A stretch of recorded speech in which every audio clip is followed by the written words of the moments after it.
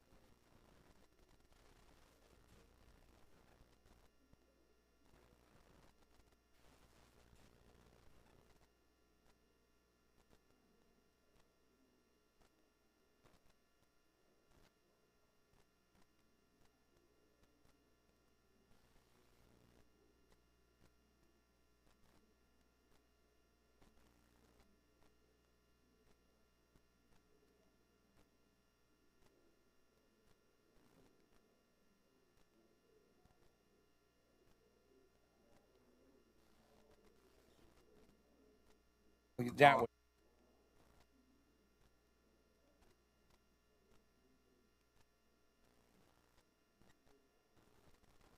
talk.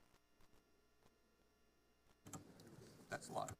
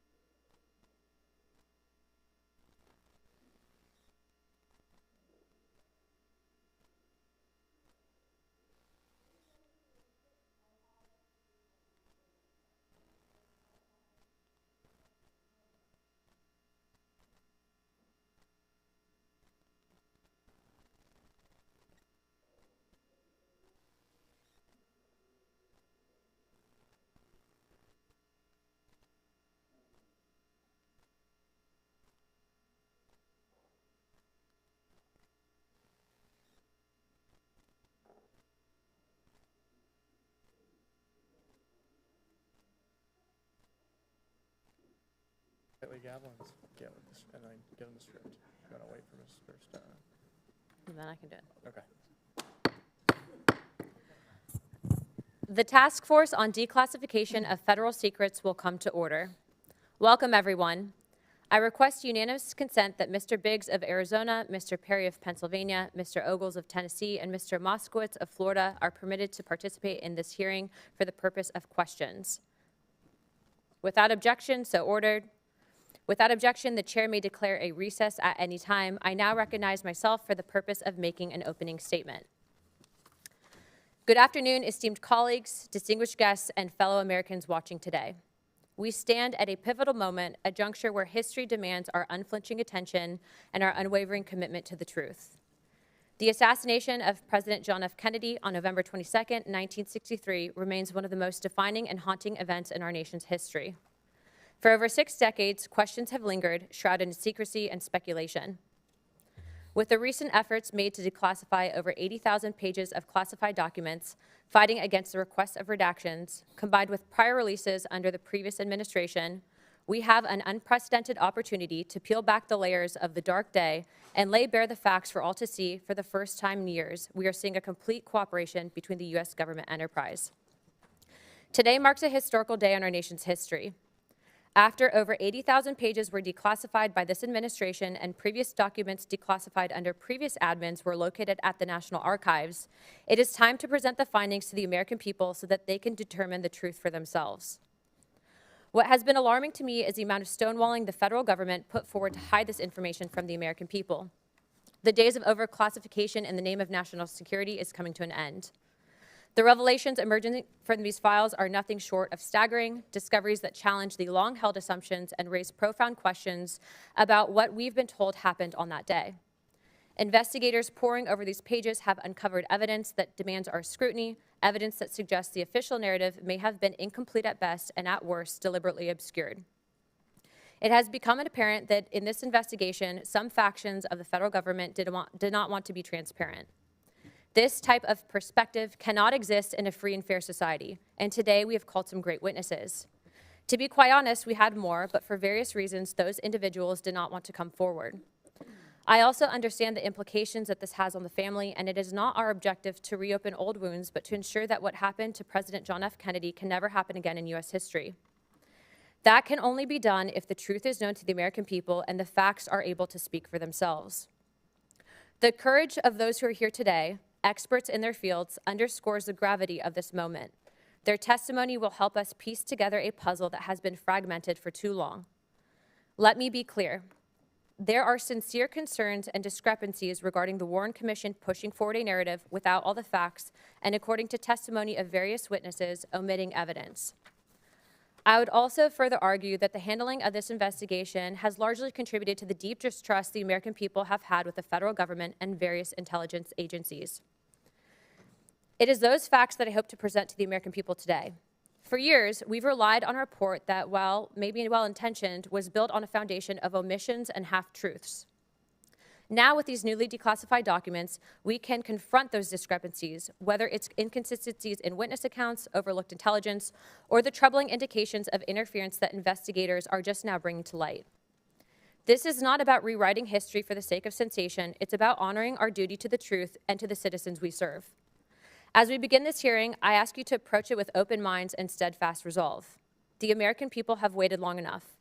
They deserve answers, not obstruction. They deserve a government that trusts them with the unvarnished reality, not one that hides behind locked vaults. What we uncover today may unsettle us, but it will also empower us to learn from the past to protect our future and to ensure that transparency triumphs over secrecy.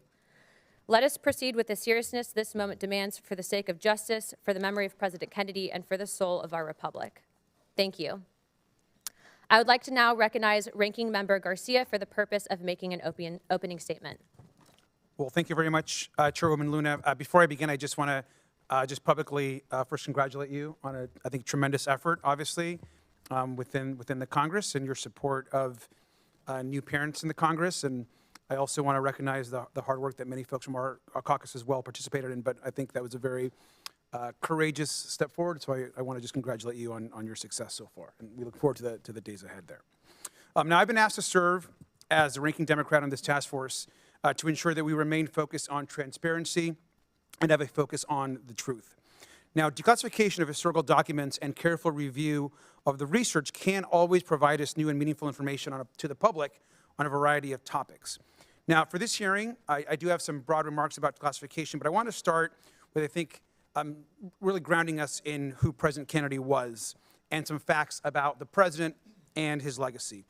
Now, we know that President Kennedy's assassination was a defining moment in our history and a genuine trauma for millions of Americans and people across the world. It has been, of course, an object of interest for decades. It's also a very human tragedy. President Kennedy was a son, a father, a brother, and a husband, and we should never lose sight of his family, and they're having to revisit this moment over and over again, as of course it's an important moment in American history. And I also don't want to lose sight of President Kennedy's legacy. President Kennedy stood proudly for American leadership. He fought for values all over the world. In the face of Russian threats, he told the free people of Europe that he stood with them. And he told the world, of course, over and over again, that America would stand for peace and for justice. And I want to read a quote that he said that America would, quote, pay any price, bear any burden, meet any hardship, support any friend, oppose any foe to assure the survival and the success of liberty, end quote. We know he founded the Peace Corps, USAID, and his patience and restraint guided the world through the Cuban Missile Crisis. He reminded us that, and I quote, civility is not a weakness, and sincerity is always subject to proof, end quote. Of course, he broke barriers with our nation's first Catholic president, and in an inaugural address, he reminded us that we all have the power to abolish poverty as a single important mission of the United States and the world. He believed in service, he believed in government, and that government could achieve big things. He also, of course, fought for everyday things that Americans cared about. He fought for unions. He fought for federal workers to organize. He increased the minimum wage. And he laid the groundwork for the Civil Rights Act and called upon Americans to address the moral crisis of racial injustice. President Kennedy was actually the president that coined the phrase, a rising tide lifts all boats. It's a vision of the world, of course, where we all work together to make the country a better place for everyone. And I do not want to lose sight of his legacy in today's hearing or in any future conversations about this, of course, horrific moment in American history. His values are values that motivate us all to this day. Now, I also share the chairwoman's interest in transparency, and in transparency in a variety of topics.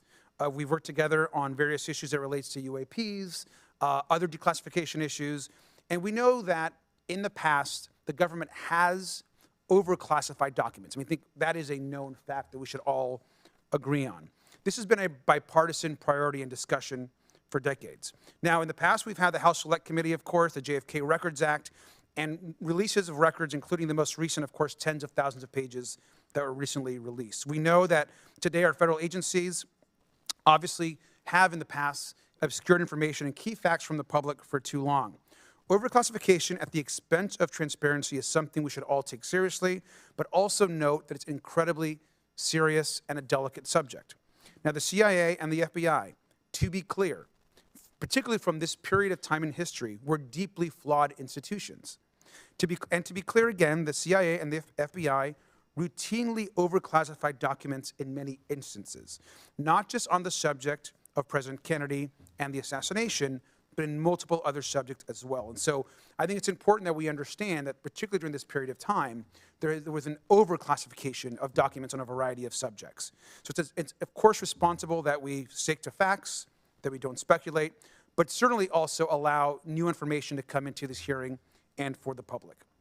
It's important that we recognize that this process and safeguards do exist for a reason, and I hope our witnesses today will focus their testimony on information which is grounded in facts, in truth, and they can provide this task force with more information. I hope that we have an informative and respectful hearing, and I yield back. Thank you, Chairwoman. Thank you, Mr. Garcia. Thank you, Mr. Garcia. Our witnesses today are Mr. Oliver Stone. Mr. Stone is an Academy Award-winning director and has directed more than 20 feature films, including JFK in 1991. Mr. James DiEugenio. Mr. DiEugenio is a researcher and expert on the assassination of former President Kennedy. He's an accomplished author and has written numerous books regarding the assassination of President Kennedy. Mr. Jefferson Morley. Mr. Morley is a researcher and expert on the assassination of former President Kennedy. He is currently the editor of JFK Facts. and Mr. John Davison. Mr. Davison is Senior Counsel and Director of Litigation at the Electronic Privacy Information Center, where he works on a number of issues pertaining to data privacy and protection. Pursuant to Committee on Oversight and Government Reform Rule 9G, the witnesses will please stand and raise their right hand.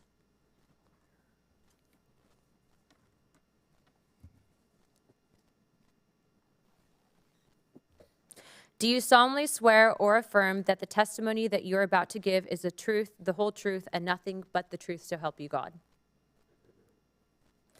Thank you. Let the record show that the witness answered in the affirmative. The task force certainly appreciates you for being here today, and we look forward to your testimony.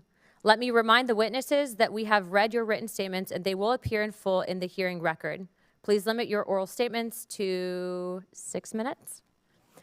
As a reminder, please press the button on the microphone in front of you so that it is on and the members can hear you. When you begin to speak, the light in front of you will turn green. After 5 minutes, light will turn yellow, and after 6 minutes, you'll get gavelled. I now recognize Mr. Morley to give an opening statement. Thank you to all the task force, the House Task Force on Declassification. It's an honor to testify before you.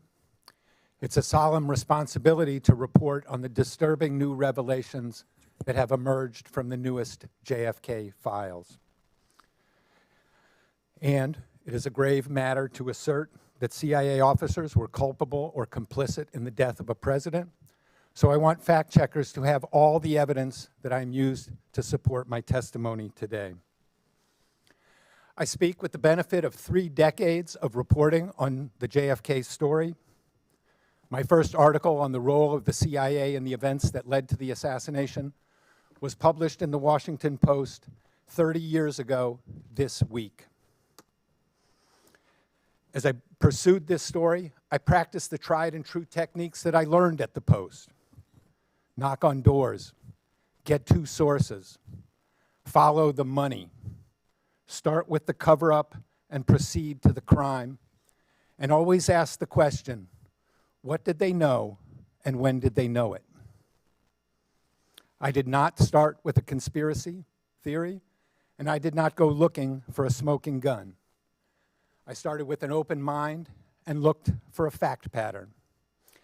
As I interviewed and reported and researched on this story and the role of the CIA, I consistently avoided judgment on who was responsible, individually or institutionally.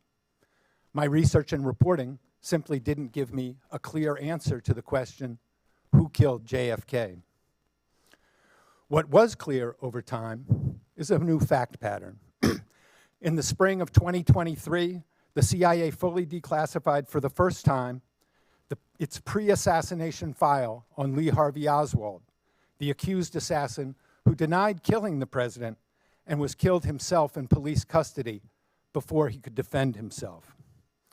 I have a copy here of the CIA's pre-assassination file on Lee Harvey Oswald, and I'm submitting it for the record. The declassified Oswald file runs to, and fact checkers can confirm this, 198 pages. In the fall of 1963, in November of 1963, this file was held in the office of James Angleton, counterintelligence chief at CIA headquarters in Langley, Virginia, not 5 miles from the White House where President Kennedy lived and worked. To be sure, the declassified Oswald file is not a smoking gun. I showed it to journalists whose judgment I trust, and they shrugged. They said, this is evidence of incompetence. CYA, they said, cover your ass. I didn't quite believe that, but I couldn't prove them wrong until March 18th. That was the day that the National Archives began posting long secret JFK assassination records that had been withheld from the public view for decades. I started by looking at 9 declassified documents about Mr. Angleton.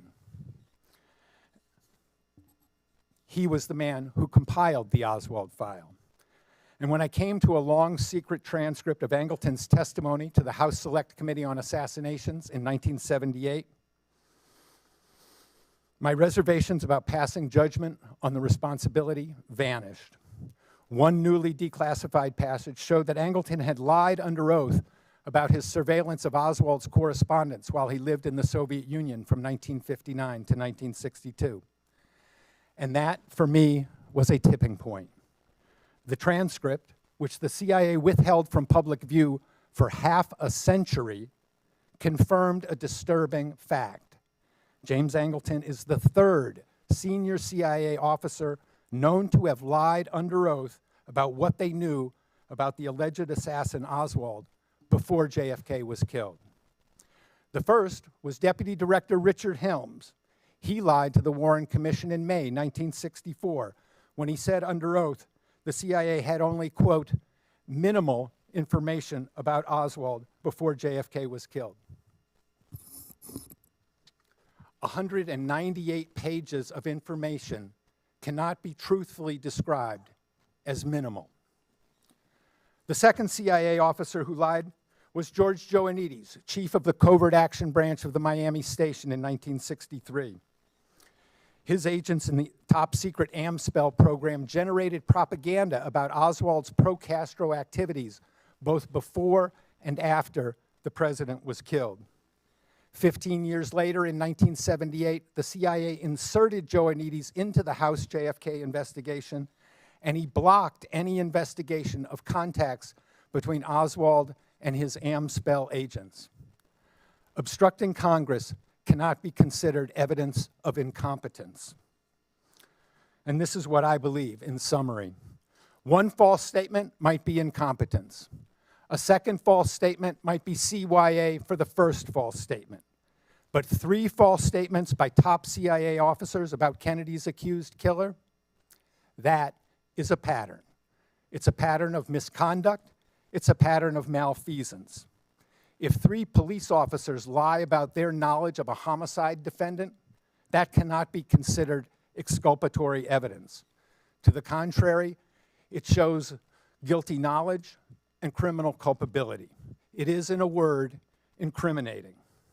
The new fact pattern leads to a new conclusion. We know now what they knew about Oswald and when they knew it. We know now that Richard Helms, James Angleton, and George Joannides were responsible for or complicit in the death of the president, either by criminal negligence or covert action. My recommendations to the task force are 1, secure and release the personnel file of George Joannides, and 2, ask the CIA to provide a public statement answering the question, why did these 3 men lie to JFK investigators? The answers will help fulfill the task force goal, the president's goal, and the people's goal of full and complete JFK disclosure. Thank you. I now recognize Mr. Stone for an opening statement.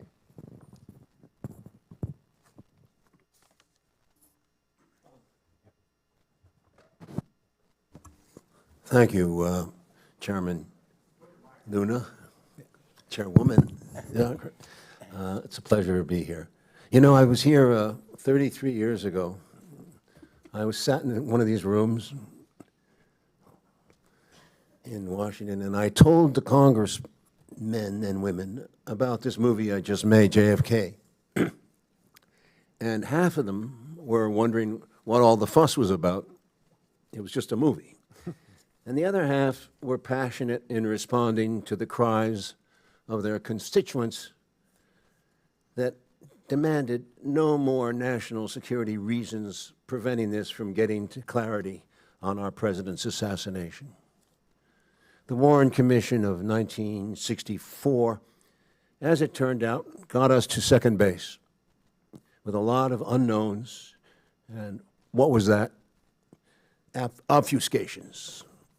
And it all got crazier and crazier, sides taken on this and on that, and what happened that awful day.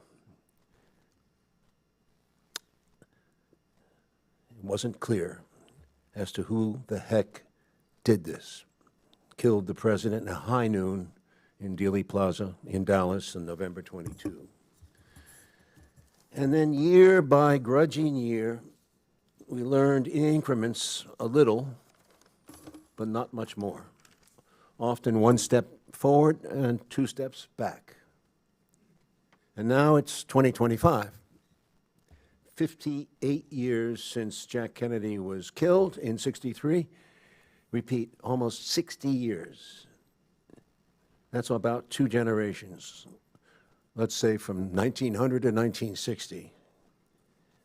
As a result of the 1992 hearings that resulted from my film, in which I participated, Congress passed the JFK Records Act, which firmly said all the records out unless you have a strong reason to protest our national security.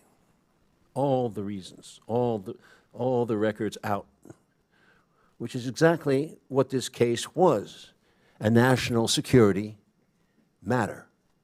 Our president was killed. What is more important than that?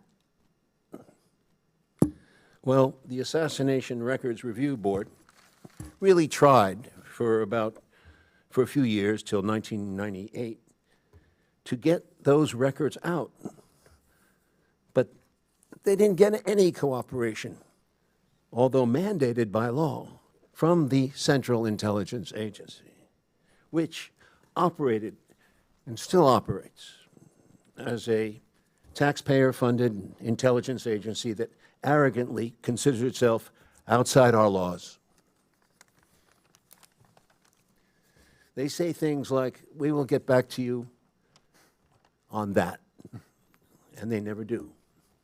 Or they give me a day and I'll come up with a reason why this matter is a national security matter, et cetera, et cetera. Nothing of importance has been revealed by the CIA in all these years, although we know from other records that there's a illegal criminal activities in every facet of our foreign policy in practically every country on earth. Just to begin, Cuba, Vietnam, Indonesia, Egypt, South America, the Middle East. We could write a whole separate history of our country from the viewpoint of the countries. Yet we do not know and are not allowed to know anything about the CIA's true history of the United States, which is almost, I believe, the real story. There are many people, some in this room today, who do care and remember the details and the clues. There are real people alive with the integrity of a true detective, like that of the fictional detective Sherlock Holmes, willing year by year to track this cold case, to not so much prove it or debunk it, but essentially to know if this so-called democracy of ours has a foundation or a future, a meaning or a purpose for our country, to mean something more than its wealth or its military might, to the people here and all over the world who loved President John Kennedy, who know he really wanted peace in our time. And by that, he said clearly in one of his greatest speeches, not a Pax Americana enforced by American weapons of war, but a genuine peace. A peace he described so beautifully that we could all share in because we all live on this planet. We all breathe the same air. We all cherish our children's futures, and we are all mortal. Can we return to a world where we can trust our government to level with us, the people for which this government exists? And if some people in power betrayed our Constitution and chose the path of war over peace, let the rest of us see past the lies and let us hear what we think happened. And with that knowledge, let us forgive, but not forget the transgressions, and let us praise the representatives, Democrat and Republican, who believe with the vast majority of the American people that the truth is the greatest treasure a Socratic soul can attain in this lifetime. I ask the committee to reopen what the Warren Commission failed miserably to complete. I ask you in good faith, outside all political considerations, to reinvestigate the assassination of this President Kennedy from the scene of the crime to the courtroom, which never happened, but which means the chain of custody on the rifle, the bullets, the fingerprints, the autopsy that defies belief, and that if it were a murder, we'd have given to the poorest man dying in a gutter. Let us reinvestigate the fingerprints of intelligence all over Lee Harvey Oswald from 1959 to 1960, his violent death in 1963. And most importantly, this CIA, whose muddy footprints are all over this case, a true interrogation. James Angleton, before he died, who was one of the original members of the CIA, was talking about Dulles and Helms and the others, what he called the Grand Masters. And he's a Catholic. Angleton was a Catholic, in search perhaps of repentance before his death. He did say, quote, if you were in a room with them, you were in a room full of people that you had to believe would deservedly end up in hell. I guess I will see them soon. This is our democracy. This is our presidency. It belongs to us. Treat us with respect. Thank you. Thank you, Mr. Stone. I now recognize Mr. DiEugenio for an opening statement. Thank you, and thanks for having this hearing. I think it's an important subject, and I spent about 32 years on it. Sir, please turn on your microphone. Thank you. Do I have to hit this? Yes, sir. Is The that big better? red button. Okay, good. Why are we here? Why are we dealing with a subject that occurred over 60 years ago? Well, the JFK case is one that simply will not go away, no matter how much the MSM tries to minimize it or make it disappear. 65% of the public does not buy the Warren Commission verdict of Oswald as the lone assassin. But even more startling, and this is very important, I think it speaks to the point that Mr. Garcia was talking about. Over 90% of the public believes that something monumental happened after the Kennedy assassination, that the United States went from a country that was bathed in triumphant optimism after World War II to one that was now covered with cynicism and skepticism. All right, so as you can see, me, Oliver, and Jeff are not alone in those feelings, all right? Now, what's the immediate reason why we're here today is, well, according to a congressional statute, we should not be here. And I'm sure you're aware of this, because the JFK Records Collection Act said that in October of 2017, everything on the Kennedy case should be declassified, no matter what.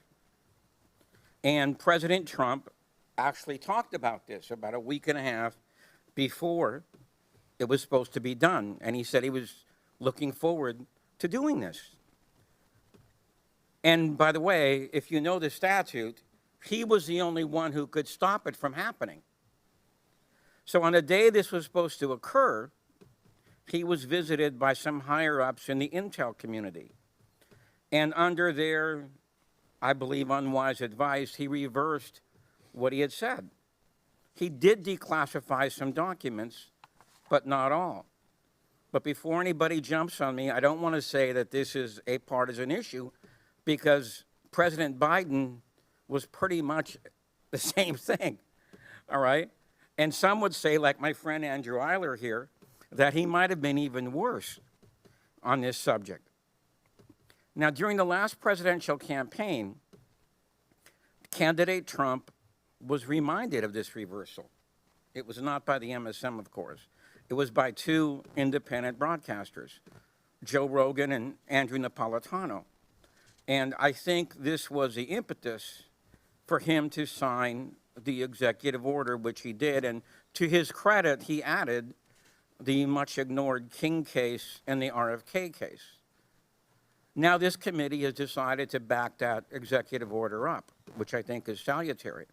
So hopefully we will now see the final documents on the JFK released over 60 years after his assassination, and hopefully the beginning of an excavation on the RFK and the MLK cases. It's a cliche, but it's true. Secrecy is the enemy of democracy. It's the enemy of the Republican form of government. And an misinformed or uninformed public cannot make good decisions. And a compliant press helps cushion the public from that fact. And this process leads to a loss of belief in both the government and the media. And you can examine every poll out there, okay, and they'll tell you that. When President Kennedy took office, 75% of the public believed in what the government was saying. By the 90s, it was down to 19%, all right? The biggest year drop was the year the Warren Commission was issued, all right? Now, from the beginning, the FBI and the CIA, as these two gentlemen have mentioned, have refused to divulge all the information they have had about the murder of President Kennedy. And I want a popular example, which I'm sure everybody here is familiar with. I'm sure you're all familiar, because it actually made it into the MSM, about the Schlesinger memo. This was the memo written by Arthur Schlesinger at JFK's request to do a top-down reorganization of the CIA, because he believed that he was deceived and lied to about the Bay of Pigs invasion. All right? Now, I'm sure you also know that that was censored. About two of the most important pages were censored by the CIA, okay? These dealt with a very important subject, which is the control of the State Department by the Central Intelligence Agency. That many of these State Department employees overseas are not really State Department employees. They are really CIA guys undercover. And Schlesinger cited the Paris office, all right, which is very important, because these guys are trying to overthrow de Gaulle at the time, and JFK gets on the phone with the ambassador and says, look, I don't know what these guys are doing half the time. Okay, so I don't even know if we're involved with this covertly or not. All right, and he was trying, and Schlesinger's memo was trying to get control of that. Now, my friend Andrew gave me, it's bad enough that the 2 pages were cut, but the CIA version of the Schlesinger memo, and you should all know this, the CIA version of the Schlesinger memo cut it by 60%, all right? And of the remaining pages, about 40% of those pages were totally redacted. And this is what I mean. How can you be an informed person when you don't even know this stuff? You know, when you have a first gatekeeper, in this case the Central Intelligence Agency, keeping you from the wishes of what JFK and Arthur Schlesinger were trying to do. All right? All right. Now, any attorney, which I'm sure we have some here, and any investigator will tell you that you cannot conduct a full investigation unless you have the whole case file. Well, here we are in 2025, still looking for the end of that case file, you know, on the JFK case. Now, let me relate in closing 2 episodes from the last attempt of getting all these documents out there. This is which I'm sure you're familiar with, the ARB, the Assassination Records and Review Board, which my friend here said lasted from 1994 to 1998. When the board had its first meeting with the CIA, they flashed a memo on the wall, and they said, we're going to declassify this unless you have a humdinger of an excuse, all right? And the CIA liaison said, well, I don't have anything right now, but give me a couple minutes and I'll think of something. This is what these guys have gotten away with. This is what they're used to. Now, when the FBI came in for their first meeting, the review board did the same thing. You know, unless you give us a great excuse, we're going to declassify this document. The CIA liaison came in with the FBI liaison came in with a lawyer. The FBI liaison was so shocked, he turned to the lawyer and said, can they really do that? The lawyer said, yes, they can. All right? So this is the kind of arrogance that you're going to be dealing with. All right? So I really hope that people will learn from the past, learn from these experiences. You got a difficult road ahead of yourselves, and I congratulate you on trying to change things. The FBI and the CIA should not have the last word on JFK's murder. You should. Thank you, sir. I'd like to now recognize Mr. Davison for an opening statement. Chairwoman Luna, Ranking Member Garcia, and members of the task force, thank you for the opportunity to testify today about the privacy, transparency, and accountability issues raised by the recent release of documents from the President Kennedy assassination records collection. My name is John Davison, and I am the Director of Litigation and Senior Counsel at the Electronic Privacy Information Center, or EPIC. EPIC is an independent nonprofit research organization established in 1994 to protect privacy, freedom of expression, and democratic values in the information age. As this task force knows well, the assassination of President Kennedy was an event of surpassing historical and political significance, one that has engendered more than 60 years of investigation, analysis, and debate. Today's hearing highlights the critical role that open government laws, and in particular the JFK Records Act, have played in informing that discourse. As the Supreme Court has written, open government laws are one of the key mechanisms for holding the governors accountable to the governed. With that in mind, Congress has rightly established a robust array of public disclosure requirements for federal entities, including the Freedom of Information Act, the Federal Advisory Committee Act, and the JFK Records Act. Having spent decades to secure the transparency of government records, EPIC firmly supports the objectives of the JFK Records Act and the fulfillment of its disclosure mandate. But given that many federal records contain sensitive personal information, Congress has also made it clear that government transparency must be balanced with the protection of privacy. Disclosing personal information is inherently invasive and can expose individuals to a broad spectrum of secondary harms, including identity theft, fraud, reputational harm, psychological harm, stalking, harassment, doxing, and vigilantism. Accordingly, the FOIA, the FACA, and the JFK Records Act all establish that the disclosure of records is not required to the extent that such dissemination would constitute an unwarranted invasion of personal privacy. Together with the Privacy Act, these provisions ensure in principle that the federal government only disseminates personal information to the extent that the public interest in disclosure outweighs the privacy interest of the individual to whom the information pertains. To fulfill this dual mandate of transparency and privacy protection, federal agencies consistently conduct a detailed review of documents prior to release, redacting personal information, or sometimes withholding records in full, where disclosure would cause unwarranted privacy harm. For example, when processing FOIA requests, the National Archives is ordinarily careful to withhold records about a living individual that, if released, would cause a clearly unwarranted invasion of personal privacy. In the past, NARA has also conducted extensive reviews of documents subject to the JFK Records Act to identify and request the withholding of any Social Security numbers or financial information of living persons. By all appearances, these procedures and safeguards were completely bypassed in last month's hurried release of 60,000 pages from the JFK Records collection, which led to the public disclosure of Social Security numbers and other private information of more than 400 former congressional staffers and other former officials, some of them still living.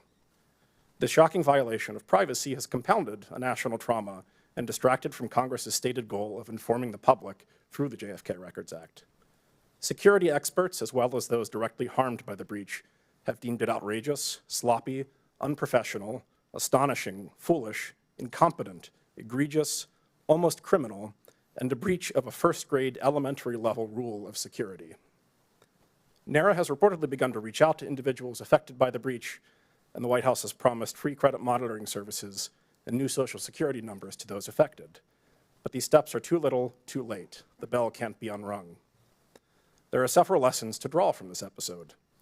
First, Congress has mandated that agencies take steps to prevent unwarranted invasions of privacy resulting from records disclosures for good reason.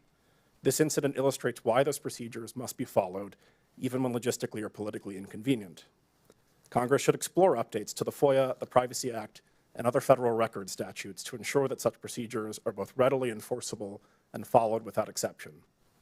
Second, while prompt disclosure of public records is essential, fire drills that make it impossible to ensure the redaction of sensitive personal information are a threat to privacy and to the public. Although it is difficult to see how any agency could have completed an ongoing review of 60,000 pages within the 24 hours abruptly allotted, this incident serves as a reminder of the need to adequately fund public records offices throughout the federal government to ensure that they can carry out their weighty and growing responsibilities in a timely fashion. Third, this breach, while deeply serious, is a drop in the bucket compared to the wrongful disclosure of personal information now occurring within and between federal agencies. Failing to rein in the ongoing government-wide misuse of systems of records by largely unaccountable actors risks far more dangerous consequences. Thank you for the opportunity to testify today.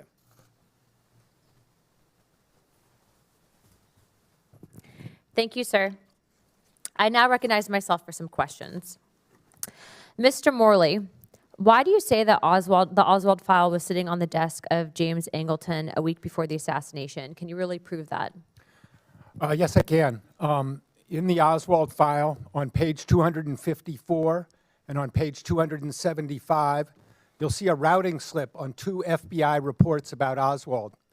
And on November 15th, 1963, and November 14th, 1963, you'll see the initials JAR on the routing slip. That stands for Jane Atherton Roman. She was the liaison officer for Mr. Angleton. So when she signed for those 2 FBI reports, we have proof positive that they were on Mr. Angleton's desk. Are you saying that the 3 men, Angleton, Helms, and Joanides, plotted to kill the president? No, I am not saying that. I'm saying that they were engaged in covert activities related to Lee Harvey Oswald that have never been disclosed. And that's the imperative for the task force, to obtain those records of that secret operation. Real quick, I'd like to enter into the record a document that was actually one of these declassified documents of the CIA rejecting the lone gunman theory. Without objection, so ordered. Mr. Morley, who was George Joanides, and why do you emphasize the importance of getting this file? George Joanides was a career CIA officer. In 1963, he was chief of the Covert Action Branch of the Miami Station. His agents had contact with Oswald before the assassination. His agents in the top secret program, AMSPEL, generated propaganda about Oswald's pro-Castro activities both before and after the assassination. When Mr. Joanides was questioned by congressional investigators here on Capitol Hill in 1978, he was asked who was running these Cuban students who had all this contact with Oswald. The investigators had no idea that they were looking at the answer to their question. And Mr. Joanides, who had been running that Cuban student group, told congressional investigators, "I don't know. I'll get back to you." That was obstruction of Congress. That was an obstruction of an investigation of the president's assassination. His records have never been fully released by the Central Intelligence Agency, and they obviously should be. Mr. Morley, you actually had written an article specifically addressing a whistleblower that had reports at the CIA, potentially showing information that Oswald was in Mexico City. Can you speak more to that? I was approached a few years ago by a man who had worked inside the CIA, had a very high security clearance. And in 2018, he came to me and said he was concerned that there was a JFK assassination document that he had read while he was working at the CIA, and he was afraid that it would never become public. The man was taking considerable legal risk by talking to me. He was talking about classified or potentially classified information. So I published his story last year without his name, which is not something that I usually do. I don't like stories with anonymous sources, but I felt that it was important to get out, and he felt it was important too. I have spoken with him, and he says he is willing to come public and tell his name under his own story with assurances that he will not face legal retaliation. I hope that's something that can be arranged in the near future. Thank you. Mr. Stone, if you could for a moment, you had mentioned earlier about some anomalies in the autopsy. Would you be able to speak to that? I have about 1:19 left. One of the things that we did in our documentary, JFK Revisited in 2021, was show as much as we could about the autopsy, including the fact that there are 40 people still alive, as far as I know, who witnessed at Parkland and at Bethesda a large gaping wound in the back of President Kennedy's right head, indicating a shot from the front that blew out the rear of his, and they all point, if you look, there's a picture, they all point to the same place on camera, right here, in the back of his head. That's one very disturbing point. Additionally, there's a lot of inconsistencies in what was seen and done. The tracking of the bullet, the concept of a magic bullet, which deserves a lot of deserves your re-examination. And I think Jim is more expert in this than I. If I can point to him, he's my researcher. Well, thank you. I'm sure that will be in the next line of questioning. I'd like to now recognize Mr. Garcia for 5 minutes. Thank you, Madam Chair. Thank you again to our witnesses for all of your testimony. Just want to run through a few questions that might bring some clarity on some of the opening statements. And I do want to just recognize also and restate the concerns that we should all have about overclassification over the last few decades, especially when it came to the CIA and the FBI. Mr. Morley, I know you didn't say this explicitly in your testimony. I just want to clarify. I think it's good for the record. Now, we know that your research, of course, is very focused on what the U.S. government knew about Lee Harvey Oswald. I think you made that also very clear. You believe Lee Harvey Oswald fired the shots who killed President Kennedy. Is that correct, sir? He was not solely responsible for the president's... The microphone. No, I don't believe that President Lee Harvey Oswald shot President Kennedy. I don't think the evidence supports that. You don't think the evidence supports that he fired the shots? He might have fired a gun. He was not the intellectual author of the president's death. Okay, and I wanted to clarify, because I think the firing of the shots, I just wanted to clarify that you do believe that he fired the shots. No, I don't. Okay, that has not been determined by the evidence. Okay, well, I wanted to just get you to clarify that. Now, I want to also just say a few points. You, Mr. Morley, you have said that the CIA was not forthcoming with Congress in past investigations, correct, sir? Yes. Okay. I know you have said that you also you have said that CIA counterintelligence was also either new information or could have been responsible in some sort of broader plot. Is that correct, sir? Correct. Okay. But you have said, I think, just to correct what you said, you have said, though, that there is no direct evidence as of today that the CIA committed the assassination. Is that correct? I would say that the fact pattern that has emerged in last month shows culpability or complicity in the president's death. But no direct evidence. Is that correct, sir? We have very direct evidence of the CIA's surveillance of Oswald. No, I'm not asking about that. I agree with you, sir. I mean direct evidence that the CIA is connected to the assassination. All of these events connect the CIA to the assassination. I understand that, sir. I'm just telling you my interpretation of what's been presented is that I have not seen direct evidence. I'm not saying, by the way, that that the CIA or the FBI haven't been involved in a variety of covering up information in the past. We know that to be true, but I just want to make sure that I'm very clear that I have not seen direct evidence yet. Okay. Thank you. I want to just recognize again, the overclassification issue is an issue, and I appreciate that clarification. I also think it's important that we're very clear with the public that we shouldn't be no one should be defending the CIA or the FBI, particularly from this period of time. I think they were involved in very questionable practices, not just on this issue, but on a variety of issues, so I understand that. I want to also just note that we should follow, of course, the facts wherever they go.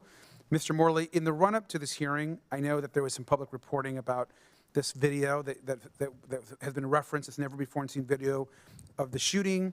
That video itself is not a secret. I mean, JFK researchers have known about this video for a few years. Is that correct? For decades, yes. Okay. And the film is not definitive about Oswald's whereabouts at the time of the incident. No, it is not. Okay, and it's not regarded as overly important by serious JFK researchers. Would you agree with that? Correct. Okay. And it has never been a factor in major analysis in the causes of JFK's assassination. Is that also correct? Not in mine and not in any of the researchers I work with. Okay, thank you. And I think it's important to clarify that because I think there's a lot of speculation and Yes. interest in the video, but I think we should be very clear about what the video actually is. Also, I know as it relates to the rollout of the JFK files, it also included a lot of, I think, personal information. And Mr. Davison, I just want to turn to you for a minute. One of my concerns, of course, has been that a lot of personal information was actually released and has actually caused harm to certain folks. Can you just kind of speak to some of the concerns about the way that was released? That would be helpful. Sure.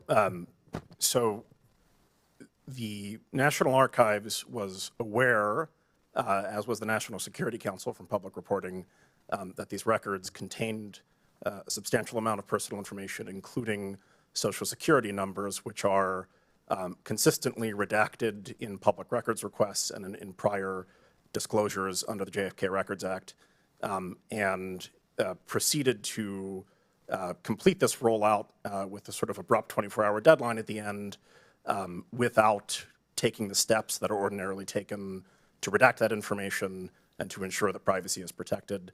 And as I indicated in my initial statement, there's a whole host of harms that can come from that. Obviously, it's deeply inconvenient for your Social Security number to be published. It is, the White House has said they will issue new Social Security numbers, but there's a lot of harm that can happen in the meantime.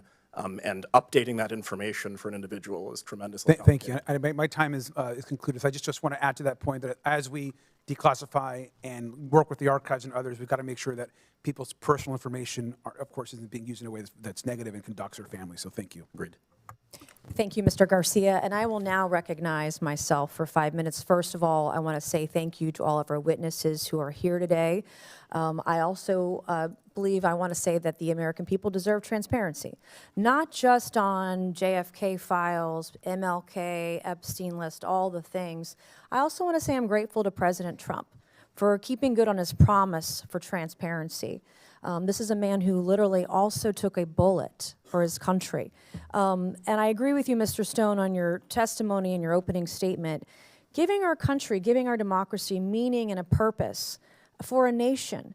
And that, to me, personally means getting to the bottom of the truth, getting the truth out of whatever three-letter agency is hiding information, whether it's from Congress, whether it's from the American people.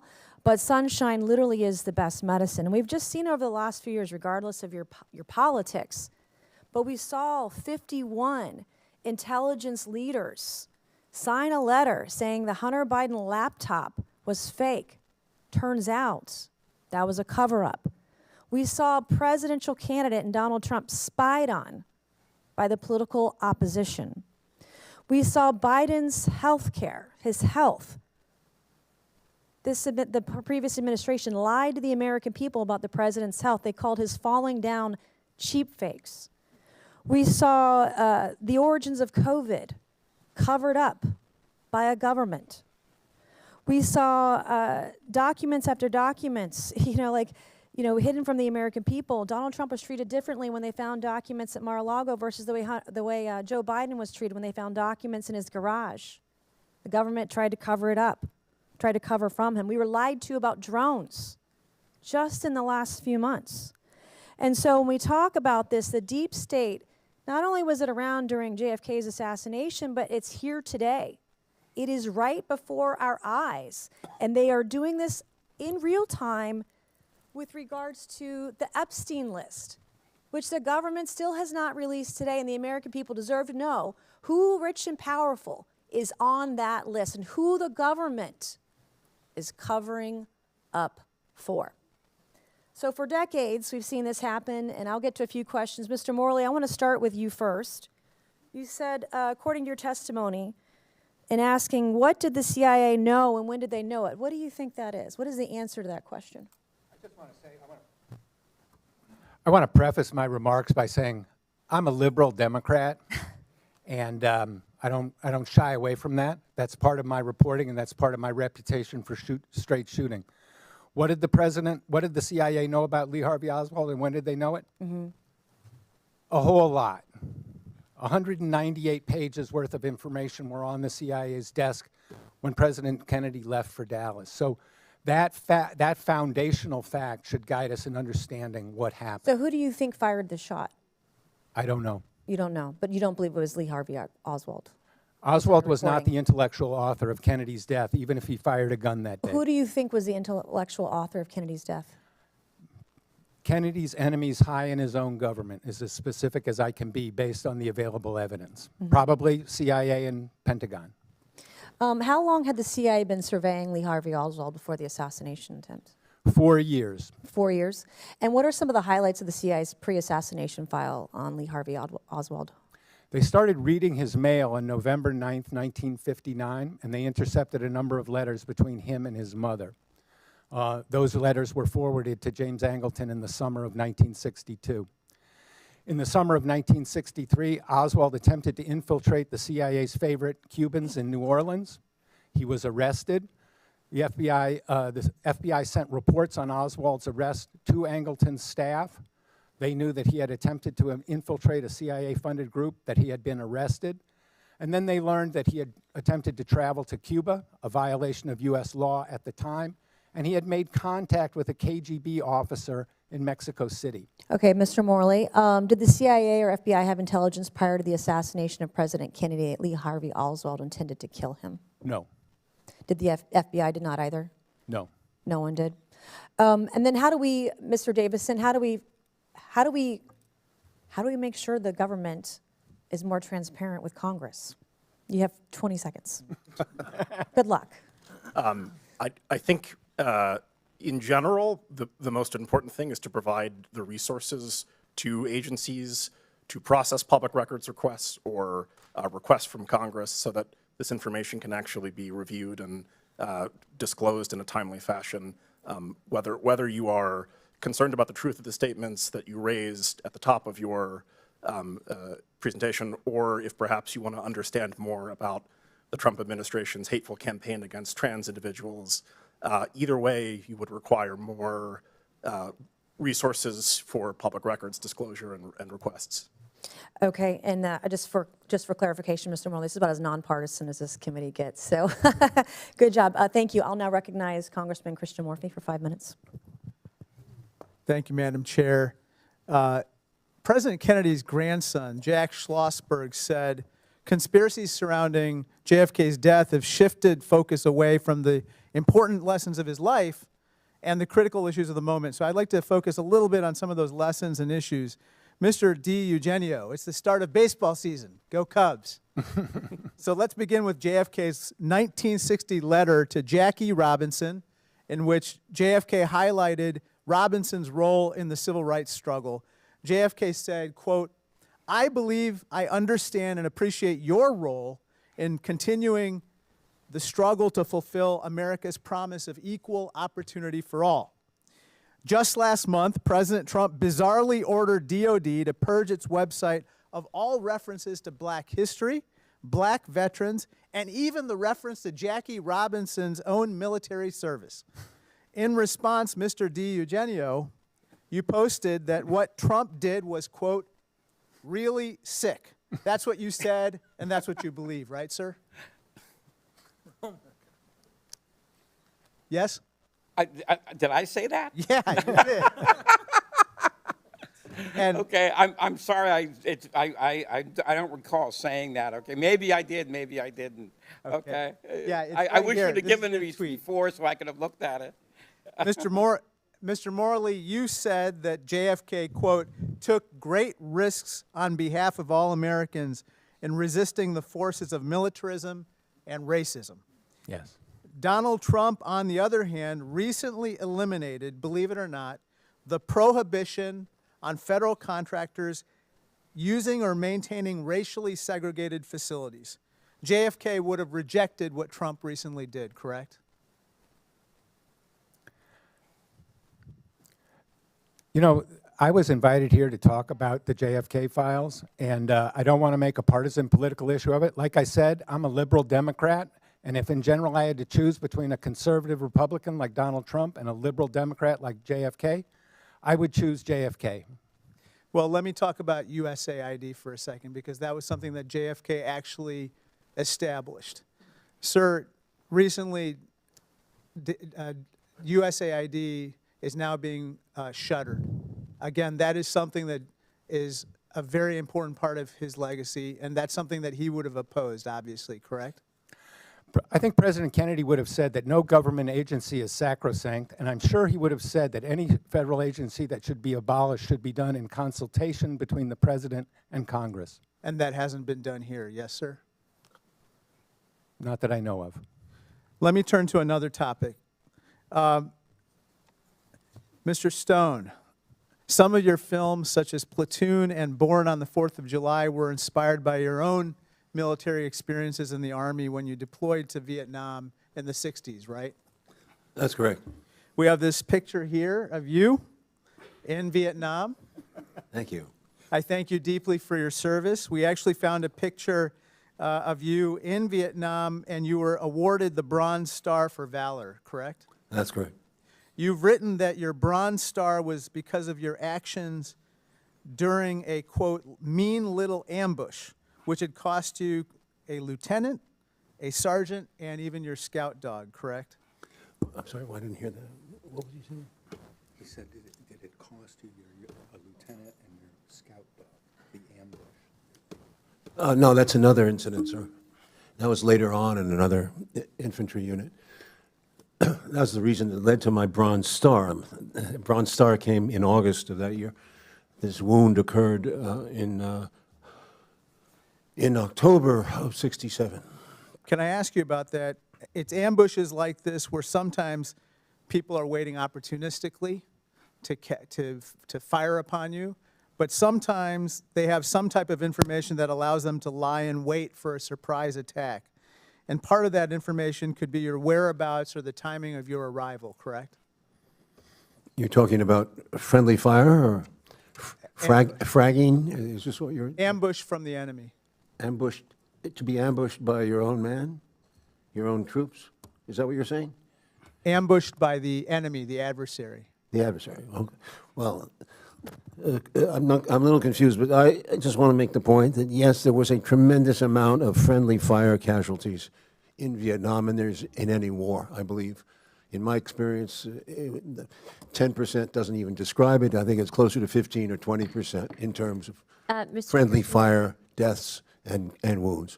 Yeah, Mr. Stone, we'd like to thank you for your service to this country. You are a Thank war you. hero. You have a Bronze Star and a Purple Heart, and I think Thank this you. committee reflects that. Thank you. The chair would like to now recognize Mr. Burchett.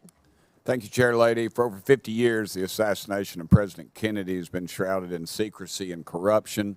The American people have been lied to repeatedly by this federal government. President Trump's executive orders declassified the critical documents, I think, is a step in the right direction. But Congress must ensure that the bureaucrats in Washington, D.C. don't get away with what they've done, and they don't get in the way of transparency. Mr. Stone, I know you've talked about chain of custody, and I'd like to hear your thoughts on some of the NBC videos. And I know that since you've already talked about your service to our great country from '67 to '68, you were twice wounded in action. You received a Bronze Star, a Purple Heart, an Air Medal, and the Combat Infantry Badge. And we salute you for your service, sir. Today is the 80th anniversary of the invasion of Okinawa, and that's an island my dad was on. And he told me, he said the Purple Heart was one medal he was glad he never got. Mr. Stone, I'm going to ask for the indulgence of the chair lady and the members if I could just yield my time to you and you to discuss anything you would like to pertaining to this subject and to ask any of the other men up here on the dais with you any questions you would like. Well, I'd like to point out that in our film, JFK Revisited 2021, which is an important, I hope members of the committee have a chance to look at it, because it is a follow-up to the original film, and it's a documentary made with Mr. DiEugenio as a writer, in which we take the evidence from the AARB and we examine as much of it as we can. Included in that is the concept of chain of custody. We interviewed Henry Lee, who is one of the country's leading, what would you call him? He's the leading criminalist in America. Okay, a criminalist, whatever that. Okay, he was saying to us repeatedly, and he's on camera, a chain of custody has to go from the scene of the crime to the courtroom. Otherwise, it doesn't. You cannot bring the charge on Oswald or anybody. Well, that doesn't exist in this case. We went through this in the documentary. The rifle itself is not the one that is described in the film. It was shown of a man, a detective walking out with a rifle in his arms raised. That rifle does not resemble the one that was bought by Oswald out of the Chicago, supposedly bought by Oswald. Hidell was his name. The one held up was a Mauser, and the one he allegedly shot him with was a Mannlicher Italian carbine, I believe. The difference is that the one in evidence is longer. It's about 4 inches longer. It has a sling to it, and it has a screw in the butt of the rifle, which I consulted with some rifle experts, and they said Oswald could not have done that by himself. All right, so those are the differences between the one that the Warren Commission says Oswald actually purchased versus the one that they put into evidence. No rifle and no bullets, I said. Now, the bullets is even more ridiculous. As you know, there's been a long amount of controversy about the CE-399, the so-called magic bullet, which came out apparently undamaged after wounding 7 or 8 wounds. We don't have a chain of custody proving that those bullets were ever used. So those are not, they do not match the ones at the 6th floor that were pictured. And that's the bullet that was found on the gurney, correct? Beside one of the bodies. Yes, except we don't know which gurney it was found on. Okay? And then if you go to the chain of custody from, well, let me use this as an example. According to the evidence, all right, that bullet was turned over to the FBI at 9:20 that night. Okay, well, here's the problem. Frazier, who was the FBI ballistics expert, had the bullet at 7:35. How on earth can you have a bullet that hasn't been delivered into the White House? Because that's where the exchange took place. So that's one of the big problems. And I could go on for 2 hours on what's wrong with CE-399 as a piece of evidence. I don't think any district attorney in the United States would even try and submit CE-399 because it would blow up in your face. Concerning the medical that he mentioned, in the House Select Committee volumes, Volume 7, page 37, you will see a quote saying that the witnesses at Bethesda did not see this blown out back of the skull, which the witnesses at Parkland Hospital saw, which is strongly indicative of a shot from the front, all right? Well, this is what happened. When the ARB declassified all the medical files from the House Select Committee on Assassinations, that turned out to be a lie, because as many people at Bethesda saw this blown out back of the skull as saw it at Parkland. There's, I think, 21 and 21, so you have a grand total of 42 people. Can 42 people all be wrong? You know? I mean, that just defies imagination. 435 people are often wrong, but that's Congress. Thank you, Mr. Burchett. Ms. Lee, you're now recognized for 5 minutes. Thank you, Madam Chair, and our Ranking Member Garcia for convening today's hearing, and thank you so much for the witnesses for being here. I don't want this task force to get drawn too far down the conspiracy theory rabbit hole when we convene these hearings, because the reality of the CIA's past action is troubling on its own. This dump of documents alone showed evidence of illegal surveillance, break-ins, overstepping of authority. We've even got specific instructions on how to wiretap, including how to use certain chemicals to create markings on phones to tip off spies. But we already knew this was happening. We knew that the CIA committed human rights abuses and illegally surveilled people, which is why the work declassifying these documents is so important. We've got to have transparency, right? So that we can learn to do better, so that we can hold agencies accountable. But being reckless with this sensitive information is also not the way to do it. Declassifying documents around the assassinations of President Kennedy and Martin Luther King Jr. is a serious matter, and we owe it to the American people to get it right. Unfortunately, the rollout of documents we've seen so far has been sloppy and rushed.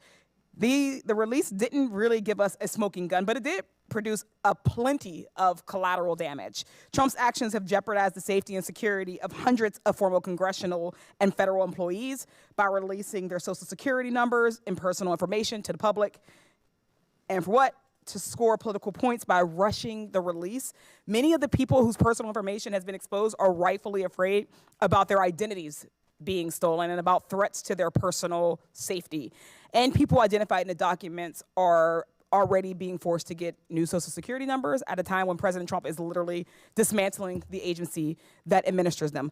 Mr. Davison, President Trump ordered the declassification and release of tens of thousands of pages within 24 hours. Do you think that that was problematic, and if so, why? Thank you for the question. It was. Going back to January, there, of course, was the executive order requiring the disclosure of all the records in the collection. My understanding is that the process was playing out, that the archives was conducting the review it needed to determine what few bits of these records needed to be redacted to protect, among other things, the privacy of individuals whose information was contained therein. And then that process was short-circuited.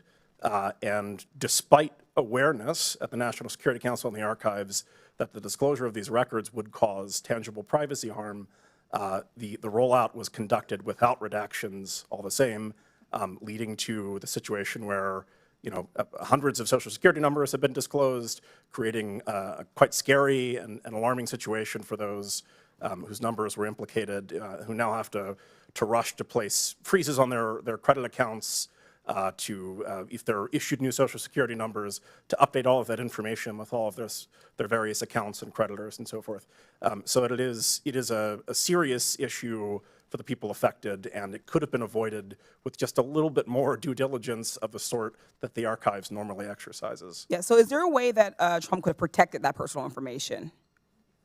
Is there a way that the president could have protected that information? Yeah, by going through the ordinary process of reviewing these documents and dictating that these particular social security numbers and other sensitive financial pieces of information would not be disclosed with the records. Certainly, thank you. Mr. Morley, as someone who's read through all of the documents, do you think that the documents could have been better organized so it was more accessible to more people? I want to say that the release of the social security numbers and other personal information was unprofessional, reckless, careless.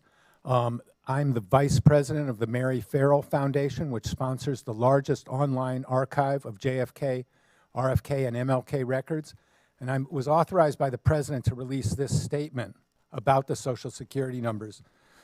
While the MFF is an advocate of full transparency and the JFK Records Act make no exception for such information, we are electing to redact all the social security numbers in these records, unlike seemingly mundane document details, which sometimes do add to the history of the case. Yeah. Social security numbers add nothing of value and expose their holders to possible identity theft. Accordingly, when we put these particular documents online in the coming weeks, we will be adding our own redactions to them. We will not be redacting other information. Most other data is long. Certainly, Mr. Morley. Thank you so much for adding that. Yeah. I just want to be clear. An open and transparent federal government is essential for public trust, and declassification is a good thing. There is a way to do this. It is important that we are not sloppy, that we are not rushing things, that we are not doing things in just a haphazard way, as we've seen with so many things that DOJ and the administration has touched. What we want is for this information to be out. We want people to understand the past. Our agencies, the CIA, we need to do it right. With that, I yield back. Thank you very much. Without further ado, I'd like to recognize Ms. Boebert for 5 minutes. Thank you, Madam Chair. Thank you to our witnesses for being here today. Hopefully we can stay on topic for the rest of this hearing. We seem to be wrapping up pretty close here. Mr. Stone, you wrote a book accusing LBJ of being involved in the killing of President Kennedy. Do these most recent releases confirm or negate your initial charge? Being involved in the assassination of President Kennedy. No, I didn't. In the film, if you look closely, there's no such statement. No, I didn't. If you Yes, look sir. closely at the film, there's no. It accuses the President Johnson Okay. of being part of a complicit in a cover-up of the case, but not in the assassination itself, which I don't know. What do you think that he was complicit with? Yes, sir, I'll get to you. The cover-up, well, how about, for starters, appointing Allen Dulles, the head of the CIA, who was fired by Kennedy, to the commission itself, to the Warren Commission. And he goes to almost every meeting, and he's pretty much in charge of the Warren Commission from the beginning. Allen Dulles. That's part of the evidence that points to President Johnson's either incompetence or involvement. Mr. Morley, I think you had something to add on that. I think you're confusing Mr. Oliver Stone with Mr. Roger Stone. I haven't stated it yet. Who? Sorry. It's Roger Stone who implicated LBJ in the assassination of the president. It's not my friend Is that what all the Oliver Stone. whispers were there? I may have misinterpreted that, and I apologize for that. But there seems to be some alluding of, like you said, incompetence or some sort of involvement there on the back end.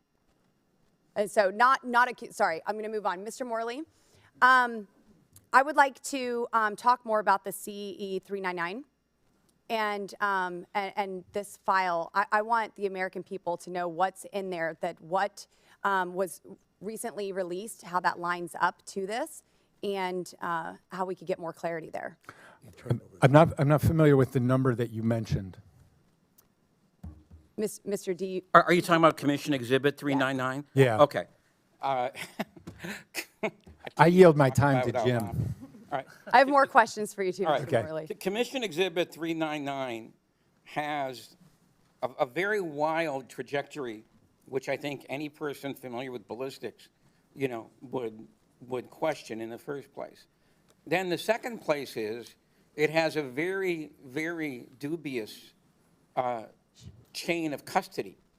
All right, from it was first captured at Parkland Hospital. Tomlinson and Wright, who worked there, turned it over to the Secret Service. Then the Secret Service turned it over to the FBI. Any investigator would want to interview Mr. Wright because he was the security guy who turned over the bullet to the Secret Service. Well, Wright was not interviewed, and there's a good reason he wasn't interviewed.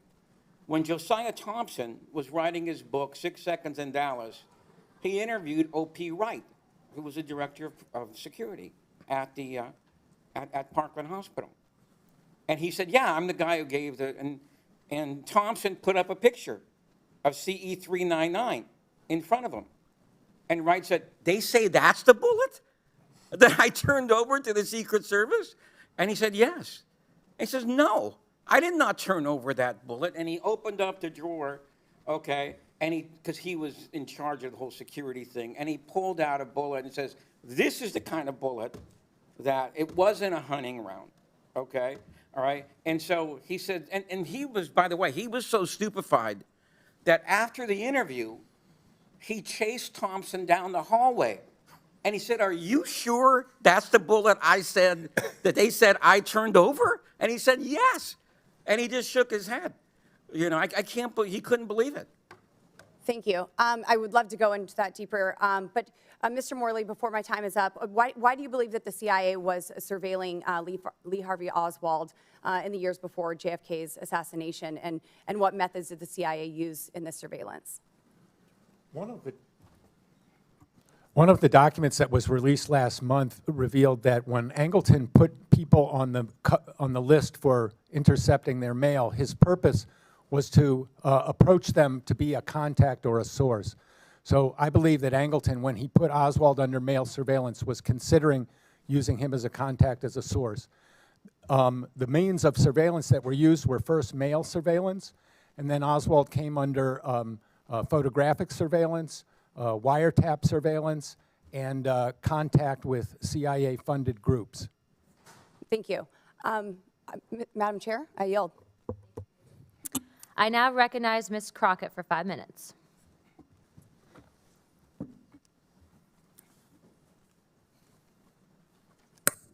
Thank you so much. There often isn't too much agreement when it comes specifically to Congress, let alone to this particular committee. And I will tell you that y'all have given me all the feels as someone who had an opportunity to practice law. So when you start talking about things such as chain of custody, these are the things that I used to challenge all the time as a defense attorney.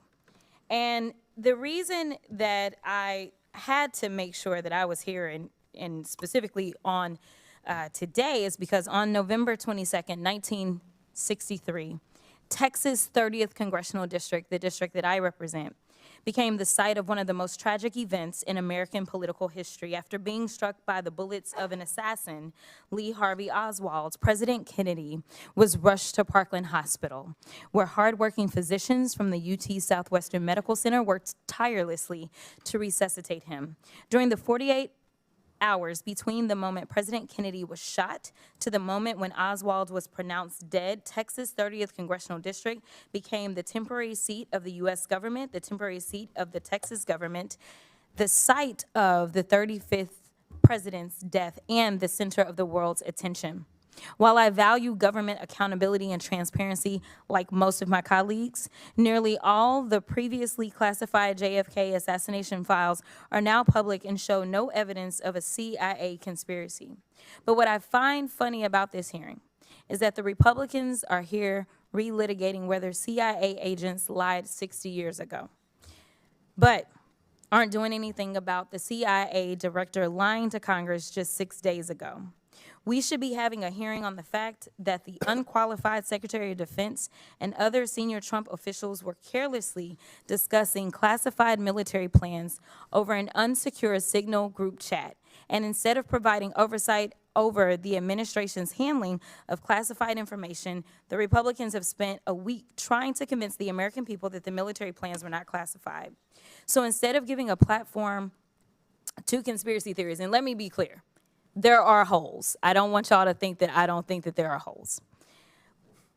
But when we're looking back, we need to look back so that we can look forward and hopefully do better. So that is why I am bringing us to present day. It might be helpful if we walk everyone through the classification and declassification process, since the Republicans have decided to do it this way. Federal law defines classified information as, quote, information or material requiring a specific degree of protection against unauthorized disclosure for reasons of national security. Federal law also defines disclosure as, quote, communicating, providing, transmitting, transferring, conveying, publishing, or otherwise making available. Congress has long enacted classified information laws that forbid the disclosure of classified information. Separately, Executive Order 13526 puts in place a uniform system for classifying and declassifying national security information. According to the executive order, classified information includes the following, quote, military plans, weapons, systems, or operations, intelligence activities, including covert actions, intelligence sources or methods, and foreign relations or foreign activities of the United States, including confidential sources.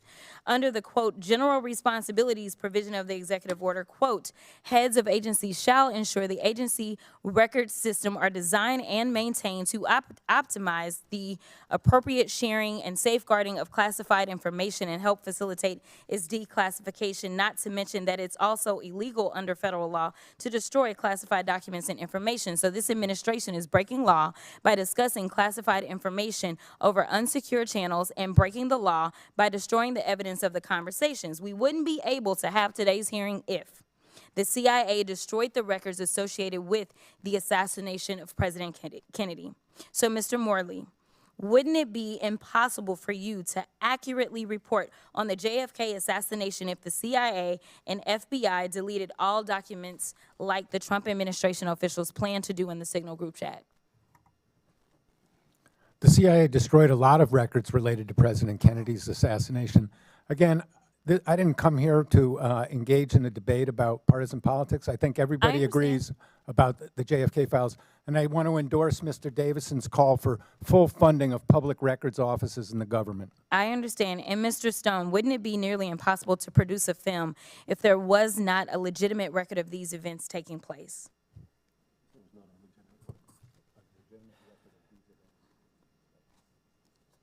Well, that's a very good question. Not really. Oh, sorry. That's a very good question. Not really. I mean, the events unfolded as they did, and right away, from day one, people were pointing out inconsistencies, way before there was an official record of this. Thank you. With that, I will yield.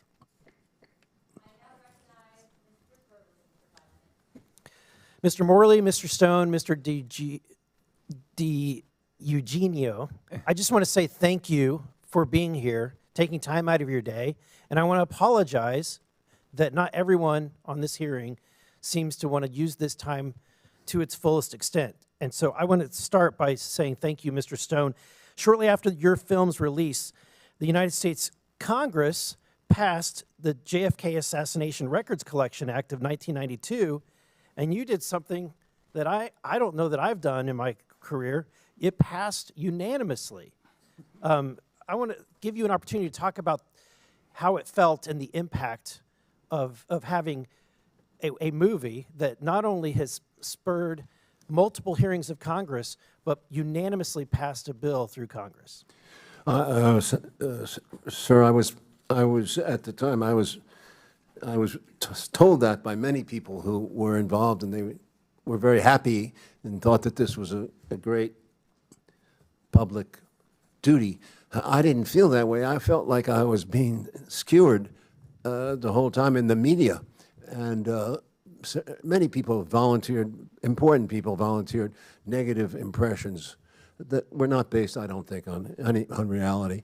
That the people didn't bother to see the film, for example, and were saying that he's got Lyndon Johnson and all that involved and blah, blah, blah. And he's got 55 people, different agencies involved. I mean, this is nonsense. Well, I just want to say on behalf of the American people, thank you for what you did, because thank you. Because of your work, That's we wonderful. now have documents like this one. Madam Chair, I'd like to enter into the record a CIA document that ends in number 10056. Without objection, so ordered. In this document, it describes that, it dispels the narrative that when Oswald visited Mexico City, that he only met with Sylvia Duran. In fact, in this document, he met with a KGB official.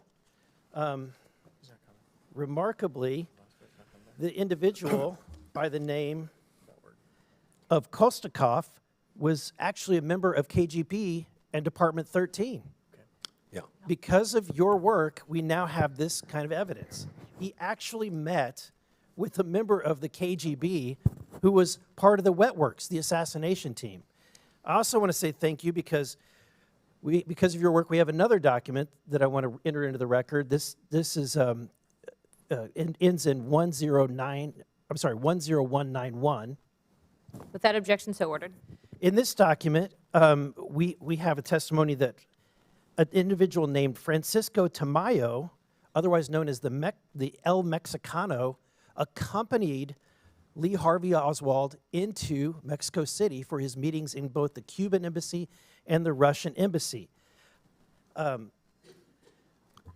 Stone, I'm shocked that this narrative is only really been something that we've seen only in the last few years. You would think that the Warren Report would have reported the fact that Oswald had met with a KGB individual in the Department 13 of, basically the assassination division, and that he was accompanied by an individual known as El Mexicano that later an FBI report indicated that this individual, El Mexicano, was captured in Venezuela for attempting to assassinate another individual.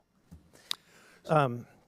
Mr. Morley, I want to ask you about Mr. Angleton. Who is Mr. Angleton? James Angleton was the chief of CIA counterintelligence from 1954 to 1974. In that period, he was one of the most influential men in the CIA, serving under four different directors. And what did he tell the Warren Commission in 1963 and 64?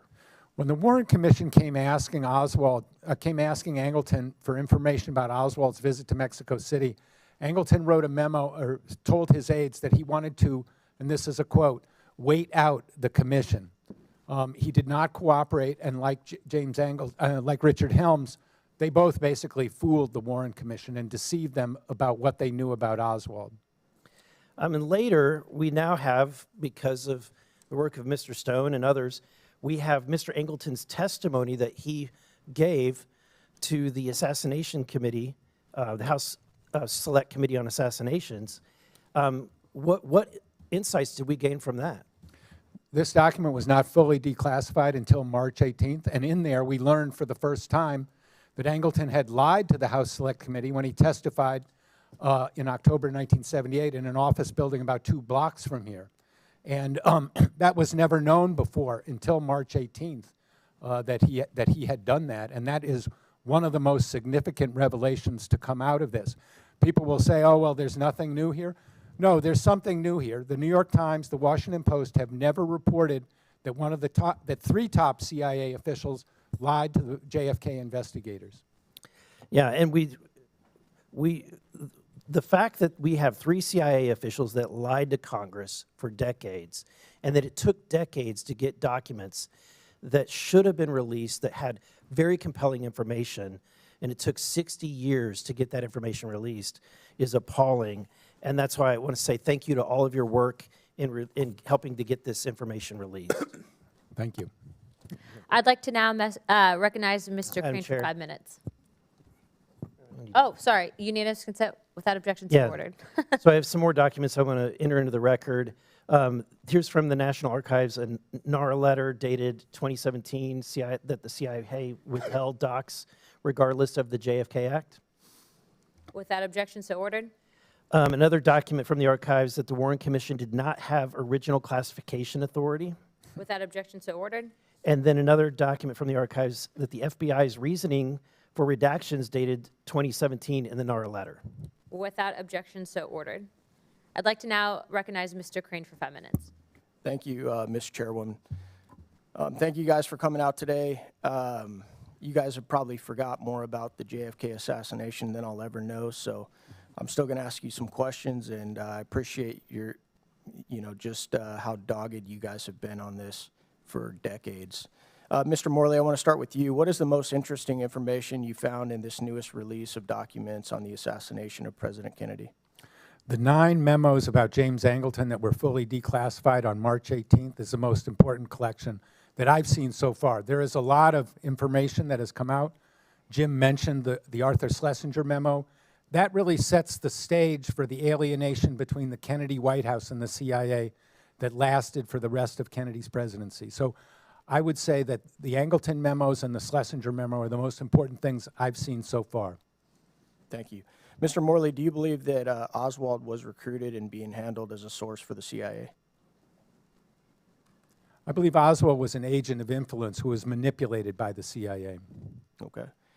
And as I was going through some research, one of the things that I found interesting, and please correct me if I'm mistaken here, any of you guys on the panel, but Mr. Underhill, who was a CIA agent himself, who apparently left D.C. the days after the assassination in a hurry, Gary Underhill then confided in a friend that a clique within the CIA had assassinated Kennedy. He also told his friends that he may need to leave the country and that he feared for his life.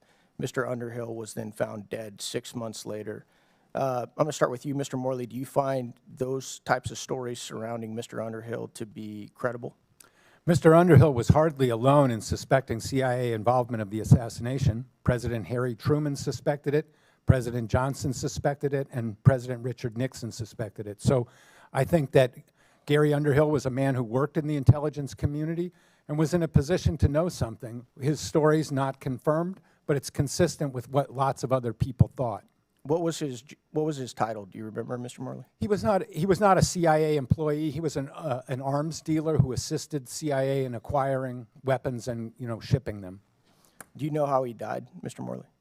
I don't know anything more than was reported in the documents. Mr. DiEugenio, do you know how he died? DiEugenio. Sorry about that. You're not the first one. Yeah. Do you know how he died, sir? Mr. Underhill.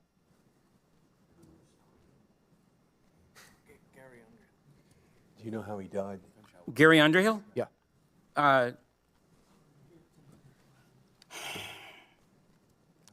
Gary Underhill his body was discovered by his friend Asher Burns, who was a magazine writer at the time.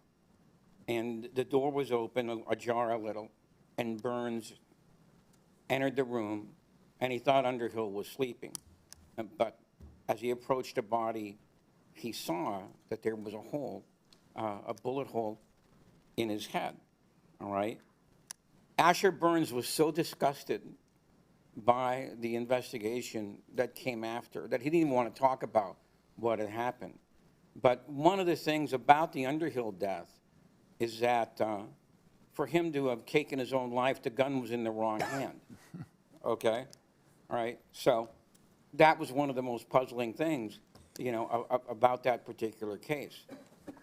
Underhill has been, I believe, very much ignored, by a lot of people, and I'm glad that this memo finally got out there. Thank you, sir. Mr. Morley, are you familiar with Michael Franchese, who is a capo for the Colombo family? I've appeared with him twice on the Piers Morgan show. That's all I know. Okay, thank you. He claims that the mob was involved in this hit since the deal between the Kennedys and the mob was broken after the election. Do you find that to be credible?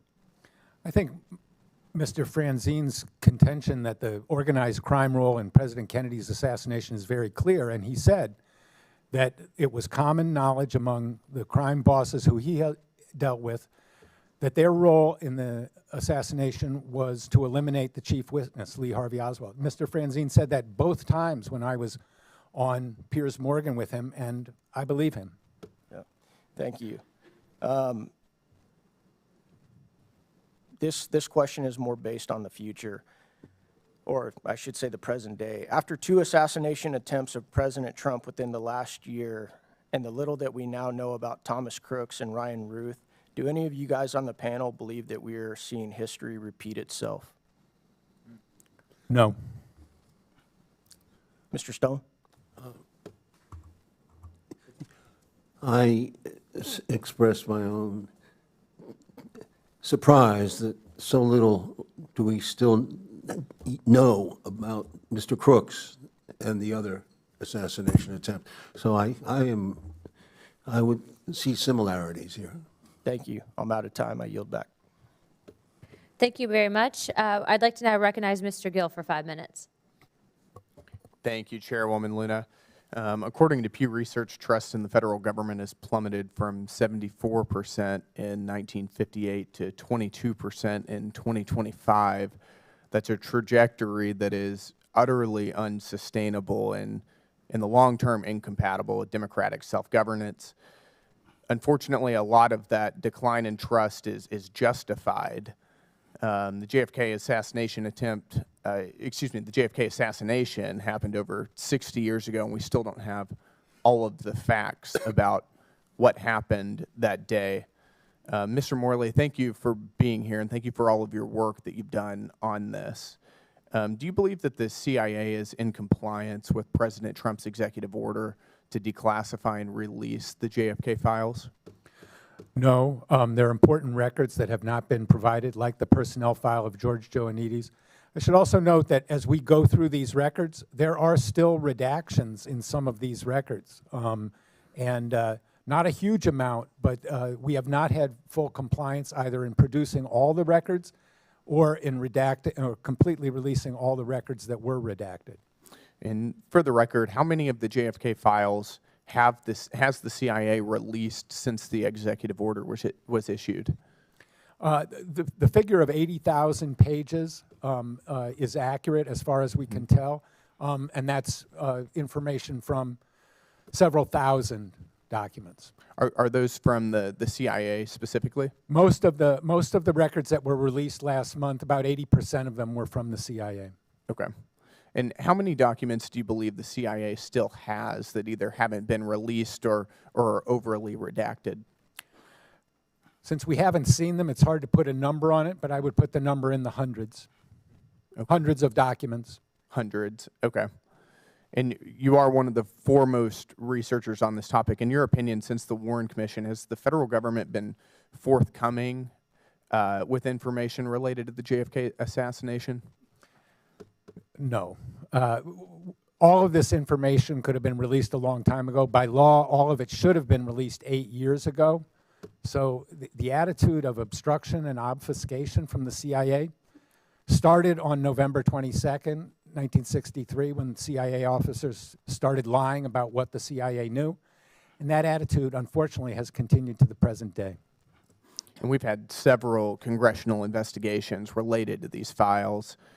During those inquiries, in your estimation, do you believe that any FBI, CIA, or other government officials have lied under oath or deliberately misled investigators? In my remarks, I identified 3 of them who definitely lied. It's beyond reasonable doubt. Counterintelligence Chief Angleton, Director Helms, and Branch Chief George Ioannidis. Mm-hmm. And given the amount of uncertainty that we have related to these files, do you believe that there's information that we'll never know about because, for instance, maybe the information has already been permanently deleted or the figures involved have died? I'm actually optimistic that we can get to the bottom of this matter. We have a new attitude on the part of the government. We have President Trump's executive order, which strengthens the existing mandates of the JFK Records Act. So I think if the task force and the public and the Congress apply pressure and demand this material, we can get it and we can reach a decisive clarification about the causes of President Kennedy's assassination. Thank you, and I'd like to yield the balance of my time to the chairwoman. Thank you very much, Mr. Gill. Mr. Stone, I'd like to ask you specifically, in talking with you earlier, you mentioned 3 women that were witnesses that had their testimonies omitted by the Warren Commission in regards to seeing Oswald in the book depository. Can you speak to that a little bit, please? Yes, it's a very interesting piece of information that we put into our documentary, JFK Revisited. It came out of the AR. It came out of the ARB, or it came out from... I'm not sure if it... Anyway. It came out in recent years. It came out in recent years around that time. Barry Ernst wrote about it and was interviewed in our film, in which he says that in addition to, there were 3 women on the 4th floor who, during the time of the assassination, they witnessed it from above, and immediately they were headed down to see what was going on at a closer angle. 2 of the women went downstairs quickly. The 3rd woman, Dorothy Garner, who was a supervisor, an older woman, watched them go down the stairs. They were down, all this happened within 30 seconds. Oswald was if he was on the 6th floor, which I sincerely doubt, had to be a track star to store the weapon, to run across the floor and go down those same stairs, and appear as he did to Marion Baker in the 2nd floor lunchroom. All of this was highly unlikely, and I think that should be addressed. 2 of the women are still alive. No, Victoria Adams passed away. I think Sandy Stiles is still alive. The Garner, it's called the Stroud document, and it has Garner's testimony in it. All right. This was discovered by writer Barry Ernst in 1999 as a result of the ARB. All right. And it turned out that the Texas Attorney General, Stroud, had talked to Garner, the supervisor, and sent this information to the Warren Commission in the summer of 1964. But you won't find it in any of the Warren Commission volumes, even though it's a kind of important piece of evidence, because Garner said that, you know, she never saw Oswald on the stairs, and the two girls went down before the policeman and the supervisory board truly came up. So it's very hard to believe that Oswald was tearing down those stairs, you know, and this woman never saw him. Mr. Oswald, Mr. Stone, sorry, lots of Oswald today. Mr. Stone, one of my last questions for you before we wrap up this hearing. Would you recommend that the task force send a letter requesting NBC make a clear copy of the film? Certainly, that'd be very interesting. Mr. DiEugenio and I saw a film of a potential Oswald watching the motorcade go by, which means that he was downstairs at the time of the shooting, and that would be very interesting to see. We couldn't say for sure that that was Oswald, but it's a man who looks like him. So I think it would be a very good idea for the task force to subpoena NBC, which has the original film. Yes, they supposedly have the original, yeah. They have the original film. They've refused it twice to be shown. Yes. And if this task force could easily get that, and the American public should have a right to judge for itself who was standing there. First of all, I would like to thank our witnesses for being here today. There are those in our country who may ask why this task force seeks to pursue the truth underlying the facts surrounding the assassination of President John F. Kennedy in 1963. And the answer to that is the truth. Even the truth delayed and justice, even justice delayed, is always worth attaining. And the men and women who have sought answers regarding the assassination of the American President John F. Kennedy for all the world to see have been obstructed and hampered by our own government for over 60 years. This hearing is not meant to provide a definitive explanation of the Kennedy assassination. This hearing demonstrates, however, that the CIA and other components of the federal government have not been honest with the American people that they are meant to serve up until recent efforts.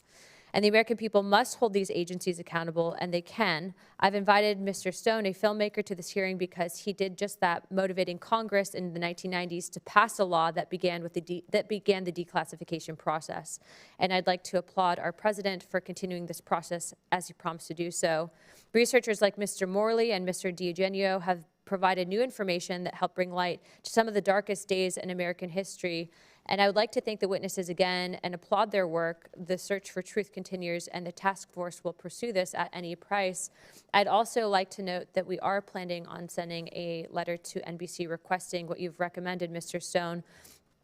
Before I wrap it up, I would just like to say, do you guys have any statements in closing for the American people? I would just like to thank you, Chairwoman Luna, for your aggressive, action-oriented approach to this issue. While we diverge politically, it's been a pleasure to work with you, and your leadership is important on this. Like I said before, I think we are making progress. Thank you. Mr. Stone or Mr. DiEugenio? Thank you, Chairwoman. I really admire what you're doing, and I wish you the best of success. Mr. DiEugenio? I think one of the things that the committee should do is talk to some of the people who were on the ARB so you can understand just how difficult it was for them and why they couldn't complete their job. All right, I certainly hope that this committee does complete that job, and finally, 62 years later, we'll know everything the government did know about the. One thing that the gentleman down here asked about, see, very few people know there were 3 attempts on JFK's life in November, okay? There was one in Chicago, there was one in Tampa, and then there was the successful one, in Dallas. The Chicago attempt so much resembles what happened in Dallas that if the Secret Service would have given all those records over, okay, then the Dallas one might have been prevented. At the one in Tampa, that one, there was just the opposite of Dallas. You had wall-to-wall Secret Service, FBI, et cetera. And Kennedy was so happy that he got away. that he stayed after at the Floridian Hotel and insisted on shaking hands with every single officer that was involved in that attempt, all right? So these are some of the records that are still out there. Thank you very much, Mr. DiEugenio. And Mr. Davidson? I'll just thank you again for the opportunity to testify and to encourage the task force again to take all steps possible as this process moves forward to ensure the protection of the privacy of individuals who are named in these records and to ensure that federal public records offices have the resources they need to provide valuable public information to the public in a timely fashion. Absolutely. I know that, although I do not speak for this administration, that I know that everyone is well aware of the Social Securities and working to the best of their ability to ensure that those people are taken care of. So that is being looked into on our end. Without further ado, without objection, all members have 5 legislative days within this to submit materials and to submit additional witnesses or written questions for the witnesses, which will be forwarded to the witnesses for response. If there are no further business, without objection, the task force stands adjourned. Thank you.